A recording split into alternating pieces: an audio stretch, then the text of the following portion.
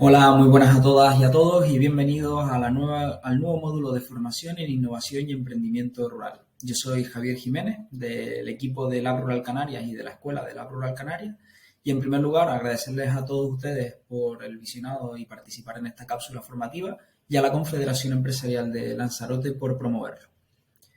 En el día de hoy vamos a trabajar y nos centraremos en finanzas para emprendedores.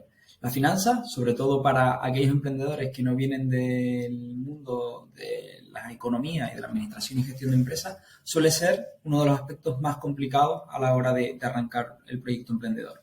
Por eso, en esta cápsula de 30 minutos vamos a concentrarnos en conocer cuáles son los principales aspectos del mundo de las finanzas para permitirles y ser ese apoyo que les permite iniciar el cálculo del primer prototipado de modelo financiero. En el día de hoy vamos a centrarnos en primer lugar en esos conceptos clave en finanzas que es necesario que ustedes aprendan y que interioricen. En segundo lugar, nos centraremos en conocer cuáles son los unit economics o costes unitarios del modelo de negocio y lo haremos con un ejemplo muy sencillo que les servirá a ustedes de referencia para crear vuestros propios unit economics. Tras ello, daremos unas pinceladas sobre cómo determinar la estrategia de precios y qué posibilidades existen y finalizaremos con unas claves para hacer vuestro propio modelado financiero. Arrancamos ya con el contenido y con la materia y empezamos con los conceptos clave en finanzas. Algunos de estos conceptos son conocidos por la gran mayoría, pero nunca está de más recordarlos y entender las diferencias y los matices que hay entre ellos. En primer lugar, hablamos de costes. Cuando hablamos de costes, hablamos de desembolsos que hace cualquier emprendedor, cualquier empresa e incluso cualquier autónomo a la hora de adquirir o de servicios o productos. Hay dos variables que hay que tener en cuenta. Por un lado están los costes fijos, que son aquellos desembolsos derivados que acarrean las operaciones normales que acompañan a la producción. Es decir, son esos costes que independientemente de cuánto produzcas, de cuántos servicios ofrezcas o de cuántos productos fabriques, vas a tener que asumir. A mayor producción y a mayor volumen de servicios, normalmente los costes fijos aumentan, pero no son directamente proporcionales a la producción en sí misma. Por ejemplo, un coste fijo sería para un abogado el alquiler de la oficina. Los costes variables que vemos en el apartado 3 son aquel dinero o desembolso económico que realiza una empresa para fabricar sus productos u ofrecer sus servicios. Continuando con el ejemplo del abogado, sus costes fijos serían, como comentábamos anteriormente, el alquiler del local, pero sus costes variables serían principalmente las horas que dedica a cada servicio. A mayor número de horas o a mayor número de servicios ofrecidos, el coste del alquiler no aumenta, pero sí que aumentan sus horas y por tanto sus costes variables. Los ingresos son aquella ganancia que se recibe por la venta de un bien o servicio. La inversión son el acto de comprar activos con el fin de obtener un rendimiento futuro. Es importante diferenciar entre inversión y coste, porque como ustedes pueden ver, los costes son necesarios para la producción o la realización de servicios, mientras que la inversión se realiza para comprar activos con el fin de obtener a futuro un rendimiento. No confundamos inversión con coste, si bien ambos son gastos. En quinto lugar, tenemos el beneficio. El beneficio puede ser antes de impuestos, puede ser el beneficio de la producción. Hay diferentes tipos de beneficio, pero en resumidas cuentas sería toda la ganancia existente en una empresa tras descontar gastos, costes e inversión. Siguiendo con conceptos básicos, encontramos el de activo. Activo son los bienes y derechos de una empresa adquiridos en el pasado y con los que esperan obtener beneficios futuros. Un activo es un recurso con valor que alguien posee con la intención de que genere un beneficio en el futuro y tienen en común que son resultados de sucesos pasados y son capaces de generar rendimientos económicos a largo plazo.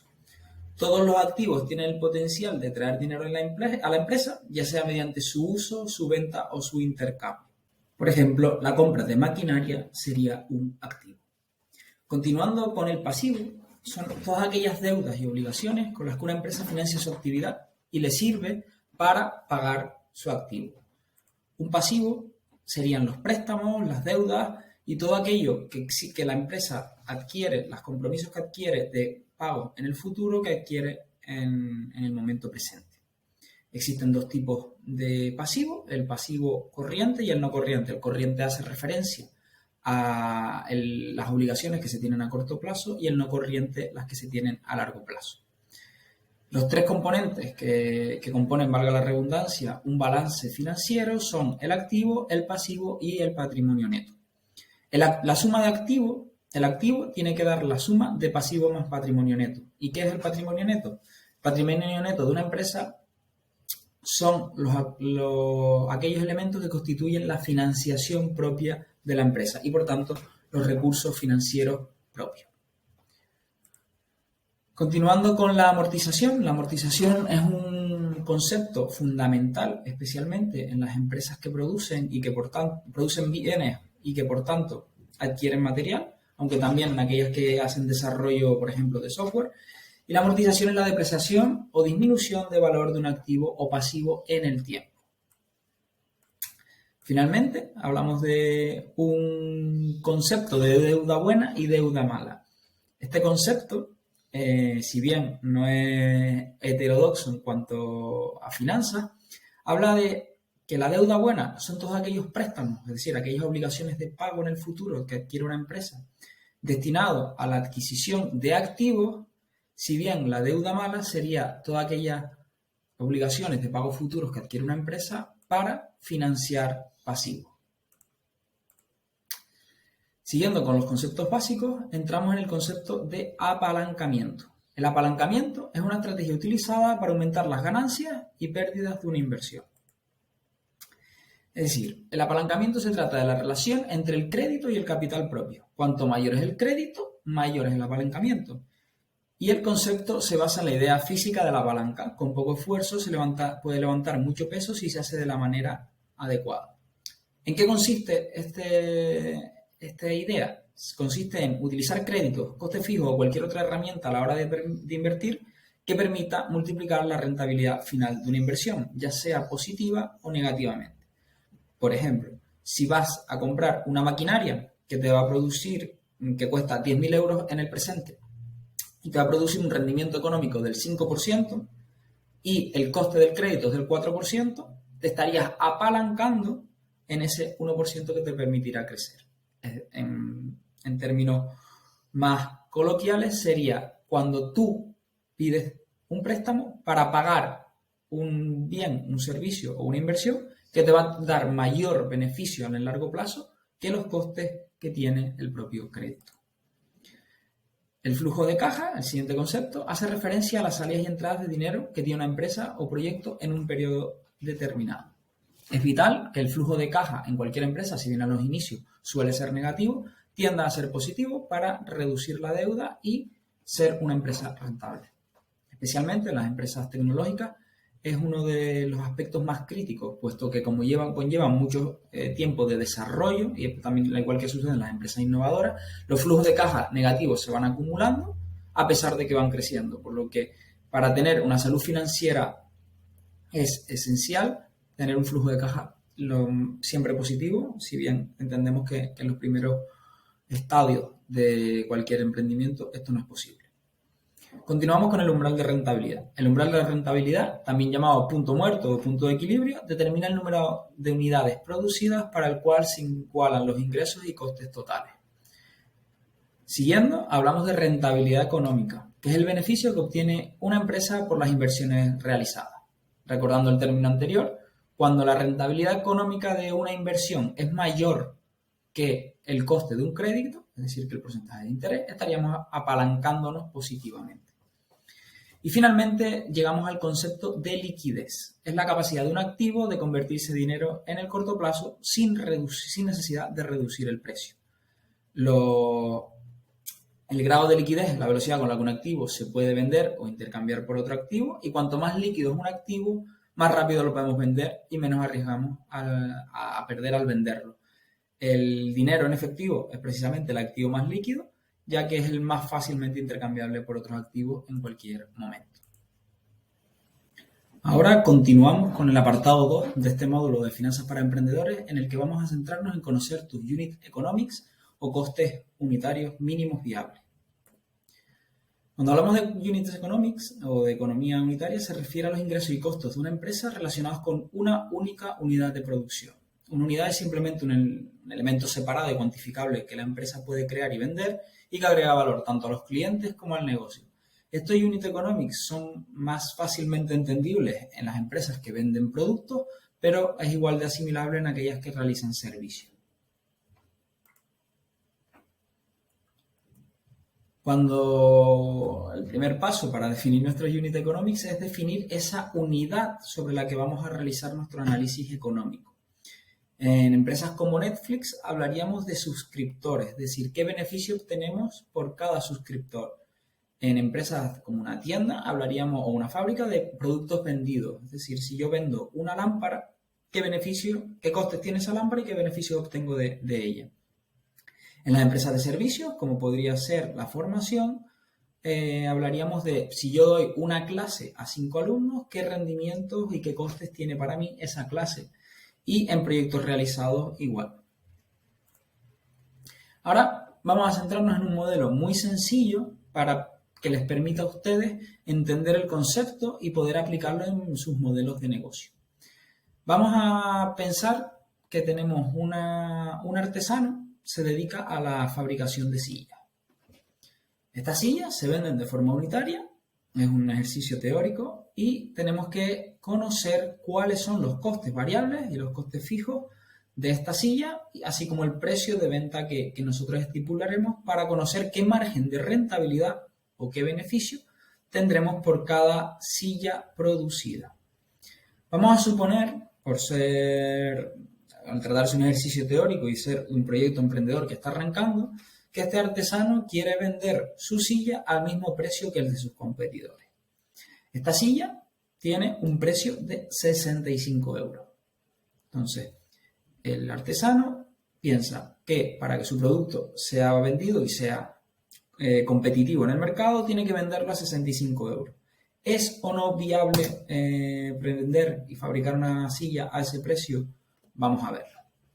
En primer lugar, tendremos en cuenta cuáles son los costes variables. Los costes variables de producir esa silla y que son intrínsecos a la silla en sí misma es la madera que se emplea, la tela, los tornillos u otros aspectos a tener en cuenta para fijar la tela a la madera, las horas de trabajo que dedica el artesano a cada producto. Es muy importante tener esto en cuenta porque muchas veces los emprendedores se olvidan del coste del tiempo y en los aspectos iniciales es fundamental calcular cuántas horas dedicamos a cada proyecto, a cada servicio, a cada producto.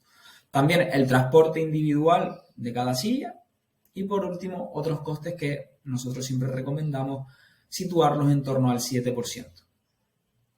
Además, tenemos que conocer cuáles son los costes fijos para este artesano. El artesano tendrá un pequeño taller sobre el que trabajará y que tiene un coste de alquiler de unos 400 euros al mes. Además, cuenta con una persona que le ayuda en la gestión de la administración y esta persona gana 2.100 euros al mes. 2.100 euros comprende tanto el salario que recibe la persona como los costes laborales asociados a su salario. En gastos de energía, agua e internet se sitúa en torno a los 80 euros al mes. Y el marketing, que es un aspecto que tampoco podemos olvidar a la hora de diseñar nuestro modelo financiero, aún está por definir, pero veremos posteriormente que le pondremos un coste fijo. Y por último, otros gastos que siempre son intrínsecos a cualquier actividad, pero que a veces es difícil de estimar y que nosotros situamos en el 10%. Pasando a números, ¿cuál es el coste por cada silla producida? Pues 7 euros en madera, 3 euros en tela, 1 euro en tornillos y en otro, y 20 euros en coste laboral. Es decir, el artesano dedica 1 hora a cada silla. Esa hora tiene un coste aproximado de 20 euros.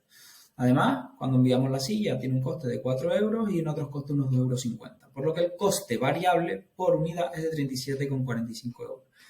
37,50, disculpe. ¿Eso qué implica? Que cada silla vale eso, a lo que hay que añadir también los costes fijos que se prorratearán por el número de sillas. ¿Qué costes fijos hay? Los 400 euros del coste del local, los 2.100 de los costes laborales, suministros, el marketing, otros costes, etc. Y además añadiremos la cuota de autónomo que para el año 2022 se sitúa en 294 euros. Ahora calcularemos el punto de equilibrio, es decir, el punto de equilibrio es cuántas sillas tiene que producir este artesano para que el negocio sea relativamente rentable. Para ello, utilizamos la fórmula del punto de equilibrio. En ella se sitúan los costes fijos en la parte superior y se divide entre el margen de beneficio. El margen de beneficio es precio, 65 euros, que es el precio de mercado, menos coste variable. Aquí vemos cómo el resultado da 123,27 sillas al mes. ¿Eso qué implica? Redondeamos a 124 sillas. Eso implica que para que el artesano pueda cobrar a 20 euros la hora y por tanto tener un negocio rentable, deberá producir y fabricar un mínimo de 124 sillas al mes. Aquí vemos para este mes una suerte de tabla de pérdidas y ganancias en la que vemos qué costes tiene el artesano, el emprendedor en este caso, y cuán de rentable es su modelo de negocio. Vemos que los ingresos de explotación son de 8.060 euros. Esos ingresos de explotación provienen de multiplicar las 124 sillas por los 65 euros de precio de mercado. Los aprovisionamientos, hablamos de materias primas, son de 1.364 euros. Gastos de personal, aquí situamos los 2.100 euros de la persona que está contratada para la gestión y la administración y los 294 euros del coste del autónomo. Aquí no incluimos el salario del artesano, sino que lo dejamos en beneficio neto. Después, otros gastos de explotación son todos los que comentamos anteriormente, que no se centran ni en gastos de personal ni en aprovisionamiento, y tenemos como resultado, antes de impuestos, 2.206 euros. Estos 2.206 euros no es la cantidad o el dinero que recibe el emprendedor a final de mes, porque habría que descontarle el impuesto sobre beneficio. En este caso, al tratarse de una persona autónoma, estipulamos el IRPF en un 15%, que vendría siendo el coste habitual o la tarifa habitual que tienen los autónomos en cuanto a IRPF, y vemos que el beneficio neto para el emprendedor al finalizar el mes es de 1.875 euros. Esto, si bien no es exacto y es un ejercicio simplemente teórico para que ustedes conozcan qué procedimiento deben de seguir para calcular vuestros costes y vuestro beneficio unitario, les recomendamos a todos que lo hagan antes de lanzarse al mercado. Además, les añadimos dos conceptos fundamentales que muchas veces se olvidan a la hora de emprender, que son el coste de adquisición de cliente y el lifetime value. Dos conceptos que provienen del mundo de las startups y que te permiten conocer hasta qué punto es rentable invertir en marketing y hasta qué punto y cuánto tienes que invertir para atraer un cliente. El coste de adquisición de cliente, ¿qué viene siendo? Viene siendo cuánto inviertes tú en marketing. Marketing no es solo el gasto en publicidad, en diseño, en redes sociales, sino también las horas que tú dedicas. Si, por ejemplo, tienes un comercial que vende tu producto o tu servicio puerta a puerta, ese es el gasto en marketing. Y lo dividimos entre el número de clientes totales que hemos obtenido gracias a esas vías de marketing o a esos canales de marketing que hemos implementado. Ese CAC nos determinará cuánto nos cuesta, en términos de publicidad y marketing, a llegar y obtener cada cliente. Tras ese CAC, debemos de calcular cuánto gasta ese cliente que hemos adquirido a lo largo de su vida útil dentro de nuestra empresa. En el caso de la silla, si esa persona a nosotros nos ha costado 30 euros mediante publicidad pagada en redes sociales, que nos compra una silla y nos compra, en lugar de una, 4 y no nos vuelva a comprar en el siguiente año, determinaríamos que su lifetime value sería las 65 euros por las 4 sillas que nos compró. Esto está muy empleado y se usa en todos los emprendimientos tecnológicos y se estima que el ratio ideal es de 3, es decir, que el lifetime value sea 3 veces superior al CAC. Si está por debajo, quiere decir que o bien no estamos siendo eficientes a la hora de realizar nuestro gasto en marketing, porque no estamos utilizando los canales adecuados o porque no hemos dado todavía con el encaje producto-cliente. Y si es por superior, pues entonces sí que estamos en la senda correcta. A continuación, nos adentramos en la parte 3 de este módulo de finanzas para emprendedores, que habla sobre cómo determinar tu estrategia de precio. En el ejemplo anterior, simplemente hemos tomado como referencia un precio de mercado de la silla y nos hemos adaptado a él. Pero bueno, tras nosotros hacer ese ejercicio teórico y conocer nuestros costes unitarios, estamos en disposición de determinar qué estrategia de precios vamos a seguir. En primer lugar, debemos determinar nuestro modelo de ingresos. Existe el modelo multicomponente, que vendría siendo el de vender nuestro producto en tantos lugares como fuera posible. Este es el modelo más habitual en alimentación o en la venta de productos como pueden ser las sillas, los muebles, los alimentos, la ropa, etc. Segundo modelo, sería el de pionero y líder de mercado. Este es el implementado, por ejemplo, por Apple, y que es para aquellas empresas que llegan nuevas y que impulsan un mercado y que por tanto pueden situarse como líderes del mismo. Después continuamos con el modelo de cebo y anzuelo, que en formato digital el que más se asemeja es el freemium. Este modelo se centra en ofrecer un producto de forma muy barata, incluso gratuita, para que la gente lo pruebe y lo conozca, y a partir de ahí venderle el anzuelo, que sería en este caso, en el que sería un producto que sí es rentable para la compañía y que es recurrente. Un ejemplo sería el de la hojilla, en el cual las personas compran la máquina a un precio muy barato, pero que después tienen que continuar durante toda su vida útil comprando la hoja para poder afeitarse. En el caso del freemium, por ejemplo, tenemos el ejemplo de Spotify, en el cual todos tenemos acceso a un modelo de suscripción gratuita, pero que si queremos pagar para tener todos los servicios, deberemos abonar de forma recurrente una cantidad mensual. También nos sirve el ejemplo de Spotify como modelo de suscripción. Continuamos con el modelo de Iceballs, el modelo de artesanía, en el cual producimos servicios o productos diferentes para cada cliente. Y por último, los modelos cooperativos peer-to-peer, que sería el ejemplo de Airbnb, en el cual la compañía simplemente monta la plataforma y las transacciones se hacen entre sus propios usuarios. A la hora de determinar nuestro precio, y una vez ya conocemos nuestro modelo de negocio basado en los ejemplos anteriores, es el momento de establecer dónde nos queremos situar. Como pueden ver, dependerá del precio y de la calidad. Si nosotros ofrecemos un producto de mucha calidad, que sería la parte alta de la tabla, podemos ofrecerlo a un precio alto. Seríamos un ejemplo de matriz de Kotler utilizando el modelo de premium. Si lo ofrecemos a un precio medio, estaríamos en un alto valor, y si ofrecemos un producto de mucha calidad a muy bajo precio, sería un supervalor. Esta táctica de ofrecer un producto muy bueno a precio bajo suele utilizarse para aquellas empresas que están empezando en el mercado y quieren posicionarse rápidamente y que lo conozcan sus potenciales clientes. Después tenemos el calidad media y precio medio, y sería el de valor medio. Y por último, si queremos ser líder en precios, hablamos de un precio muy bajo y una calidad muy baja. La realidad es que si bien a la hora de iniciarte como emprendedor puedes determinar tu precio en función de cuánto quieras crecer y cuál es tu potencial cliente, pero en el largo plazo las empresas que más sobreviven son aquellas que se sitúan en valor medio, en premium, alto valor o supervalor, es decir, dentro de la matriz, en el lado derecho superior. También se puede ser líder en precio, siendo la empresa más barata, pero es cierto que eso en el largo plazo suele ser insostenible. Y ahora vamos a pasar al último apartado, que hablamos de modelado financiero. Debido al tiempo del que disponemos, no nos centraremos en desarrollar un prototipo de modelo financiero, pero sí en dar con aquellas claves que nosotros consideramos fundamentales a la hora de que ustedes creen su propio plan financiero.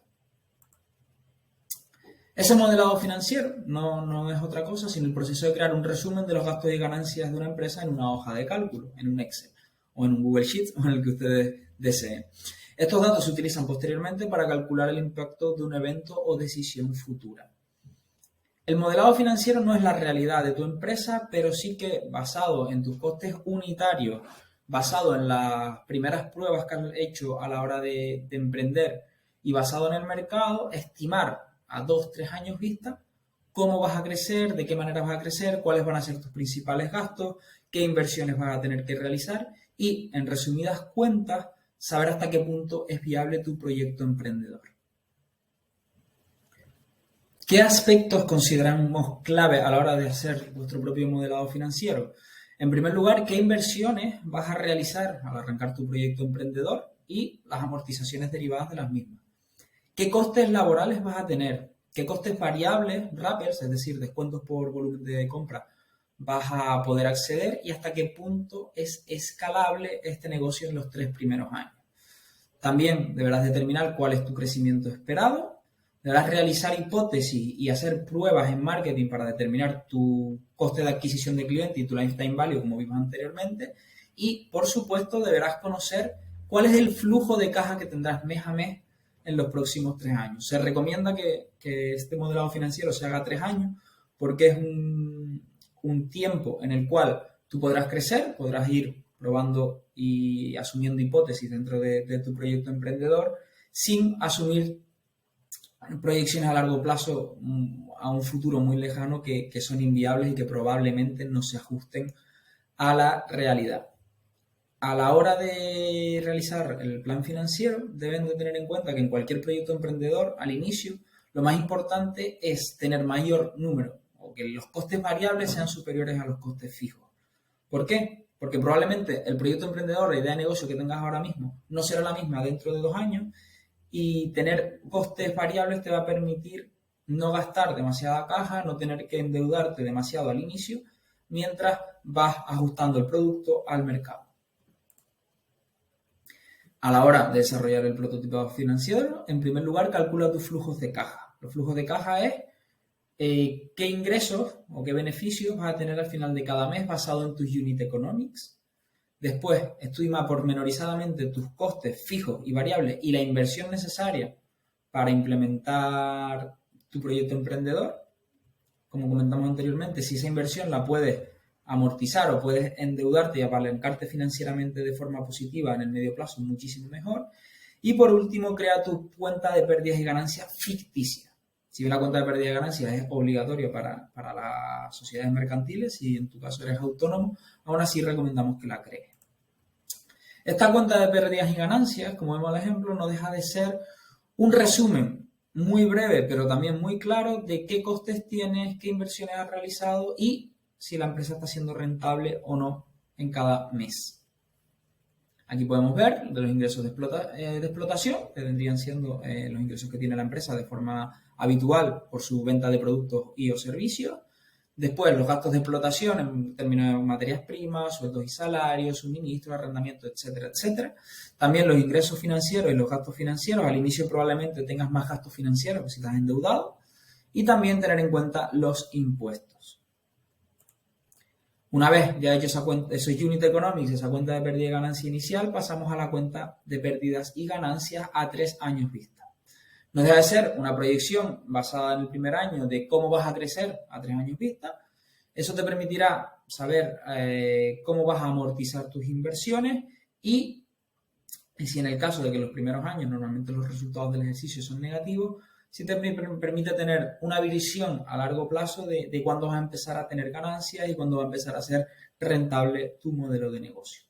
Esto lo pedirán tanto si vas a pedir un crédito como si vas a buscar inversión externa. Siempre es un aspecto y un documento que te pide todas las entidades.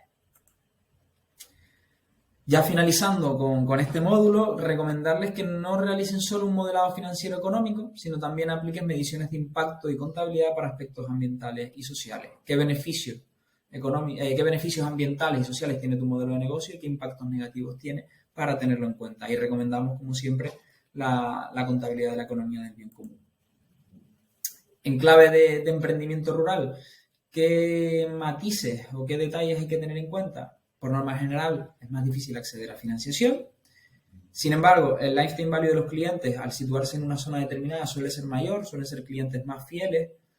El coste de adquisición de clientes, ya que no solo se captan clientes por vía marketing online o publicidad, es más complejo de medir, pero bueno, ahí es vital que ustedes sepan cuántas horas dedican a cada potencial cliente.